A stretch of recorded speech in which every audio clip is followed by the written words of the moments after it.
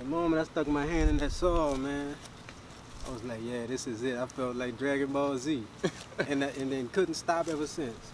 Yeah, I mean, as I was saying, I think that's where we get our power from, our spirituality from. If you think back to, at least from what I know about history, I mean, our ancestors, they were doing this here before they came here. And you know, it was funny when we were down at this plantation with my mom this past Saturday. The guy was just talking about, you know, they brought us over here for certain reasons because we knew how to do certain things that they didn't know how to do. Irrigation, you know, clear out this land from all, you know, with the water and all this stuff. They knew how to plant certain things, and it's just embedded in us. And I just think back, you know, when we were kids. I mean, some of my funniest times was just outside, just playing in the dirt. Playing in the dirt. All that came back. It's like, yeah, I remember this. It's like a remembrance. You know what I'm saying? And with that being said, like even now they say Christopher Columbus, all them conquistadors, whether they stumbled upon a place where they found people, though they knew people were here. Oh yeah, because he had translators on the boat. Yeah, exactly. You know what I'm saying? So they knew people were here, and they knew the capabilities that they had as far as the spirituality and tilling the land and knowing the land. Yeah. So yeah, so that's in us. You know what I'm saying? And that's one thing too. So I always got some projects on my mind, but it's always about getting men to understand how important gardening is too. I mean, I think a lot of us don't want to do that. I mean, it's not glamorous, and nothing glamorous about being out gardening. You know, we try to put it off as that's a woman's job, or that's what women like to do as their hobbies, or things of that nature. But I mean, when you really start to think about it, like, that's what we did. Yeah, I mean, right. And I was explaining to my father-in-law the other day. I was like, when we were in the rural areas in this country, we were actually being able to enjoy life. We were out, we were planting our own stuff. We were, you know, we had our own little communities out there. This is what we did. Right. It wasn't until we were looking for like manufacturing jobs and all this other stuff that we came into the city and then started to get all this extreme poverty, and our families started falling apart and things of that nature. And I was like, to have us go back, because right now, you know, they pushing us back out of the cities because they want it. Yeah. And it's like, to have us go back to doing that type of thing, we see it as beneath us, as men, as women. And it's like, well, nobody want to go and farm. Don't nobody want to go raise no chickens, grow no squash. Man, like, they don't see that as glamorous. And in today's society, you know, it's all about, you know, I can rap, or I can shoot a ball, or whatever the case may be. And people just find it funny when I'm like, I don't want my son playing football. Right. So you must be going through the same thing. I've got family members and everything. I have uncles that's coaches and all that. Like, I told them I don't want. They be sizing up my boys like exactly. like meat. Like, yeah, he gonna be a linebacker. No, he not. Exactly. He like not. He gonna learn how to make a straight line in that garden. He gonna learn how to make a straight line in that hill. Learn how to put this irrigation together to water these plants. As far as seeding and all of them know that already. Exactly. You got some grown-ups don't know that. I'm proud of that. Yeah. So, yeah. That's good, man. I mean, that's the thing that I'm about to get to with my son, like teaching him how to do those things. Because I mean, it's all fun when we out playing basketball and things of that nature. That's entertainment for us. Right. But that's not a career. That's not a job. Not for our community. Because as we see, that doesn't advance our community anywhere.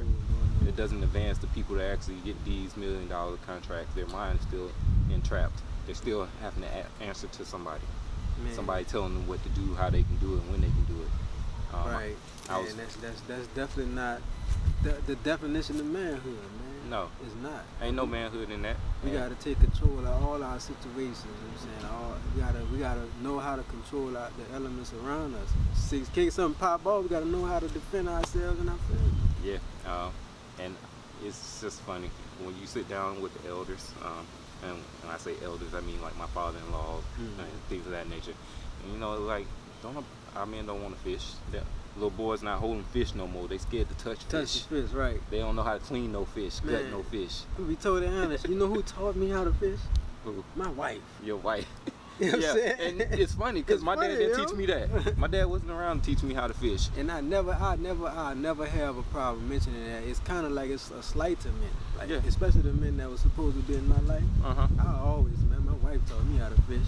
I say that with some girth off my chest. You know what I'm saying? Just to let them know, man. My wife taught me how to fish. My wife taught me how to fish. Y'all used to go fishing every week. Never was with y'all.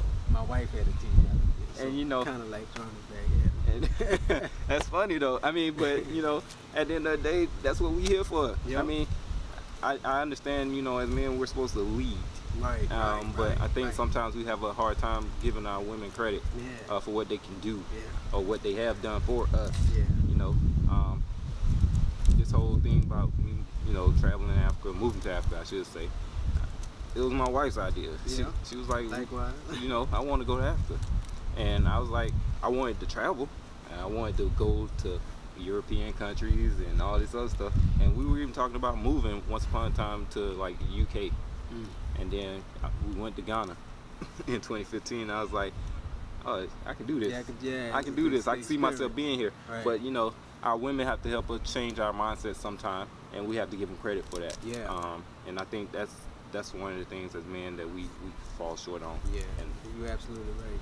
Absolutely, because I mean, our women are, whether we like to know it or admit it or not, they are helpers. Yeah, they're supposed to help us out. So if we trying to move this grill, I need help with this grill. You come, you can't pick up a piece. You can't pick up this. So what good are you to help me if you can't even pick up a twig? I know, right? Our women have to be at least as strong or stronger in some cases than we are to help us learn and better us. And that's the thing. I tell my wife all the time. It's a balance. I need for you to be stronger in areas where I'm weak. Right. And I mean, that's usually where you find your mates, and that's usually where you find people that you're gonna stay with.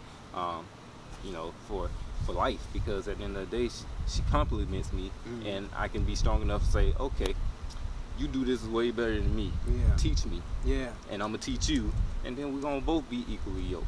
And that, and it's key that they understand the compliment us, and you know, because we got some fragile spots. Yeah. Don't our egos are some very tricky entities. You know what I'm saying? And women have to understand. Look, stroking.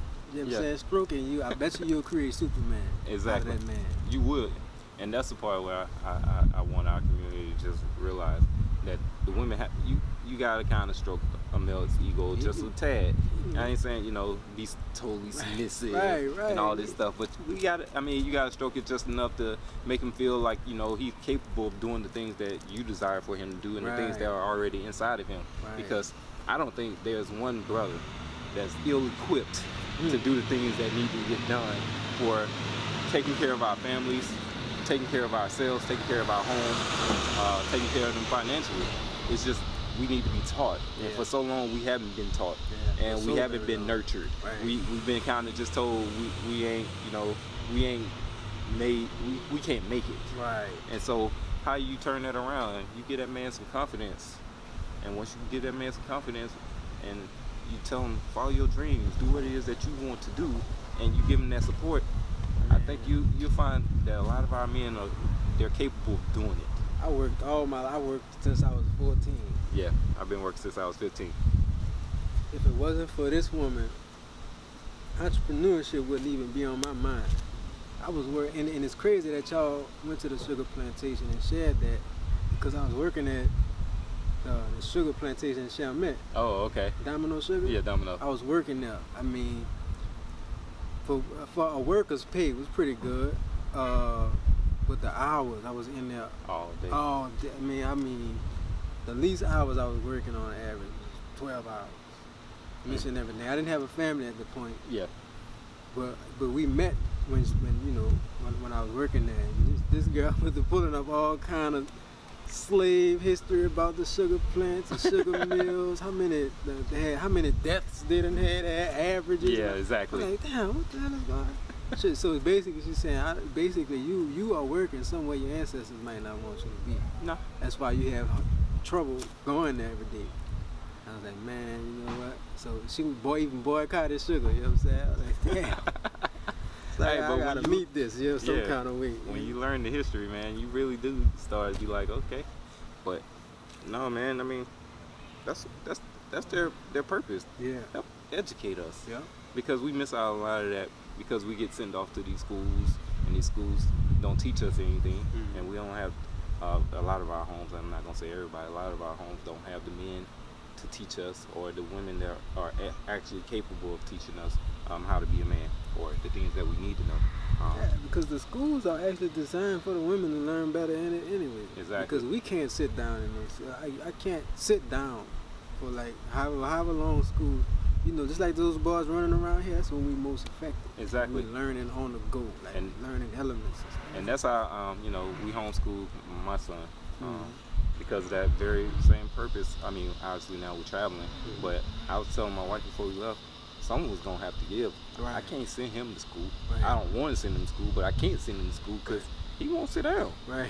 I mean, he's smart as all outdoors, but I'm like, he's not going to sit down long enough for nobody to, you know, teach him this or teach him that, and first thing they're gonna do is label him as he got ADD or you know, want to put him on medication, and I'm not having that because at the end of the day, I know there's nothing wrong with him. Right. He just learns different. Most kids learn different, but especially our kids. Especially our kids and the boys. Yeah, them boys. Just so when that goes back, that come right back around, and that's how I know we were out here ready to till that land. Yeah. We had to be active.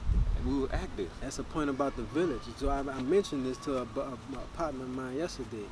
So just think about what this would do for, what the village would do for a black man. So like me and you going out to work, my wife and your wife together, they could co-op with the duties of womanhood. Yeah, exactly. They could take turns with the kids or whatever, and one could take a break or whatever, and do womanly things, discuss womanly things. Exactly. While we doing the same out in the field, because we need to work. Yeah, Much exactly. as we think we don't want to work or whatever, we have a strong desire. We have to work. Yeah, we have exactly. to be physically doing something at least, and while at the same time having these discussions and emptying out ourselves. So when we come back together, we empty. All we could do is give each other love now. Yeah, exactly. I'm not nagging you because you're not nagging me. We both empty. We all empty. Yeah. You know what I'm saying? And so when we come back from that garden or whatever, we coming back like gods. You know what I'm saying? 'Cause Exactly. we empty, we good, we fresh. Yeah. And then to have our wives set everything to have the food ready or whatever, and then compliment us just like you said, giving us that stroking that ego. That's like a double God. That's like a God twice. You know what I'm Exactly. saying? So we and in our full potential then. So that's why the village mentality is needed. We need each other. The individuality is like killing us for real. Wait. See that camera right there? I got it. Barely. It probably done came down. And don't go around, don't get around that grill. Yeah.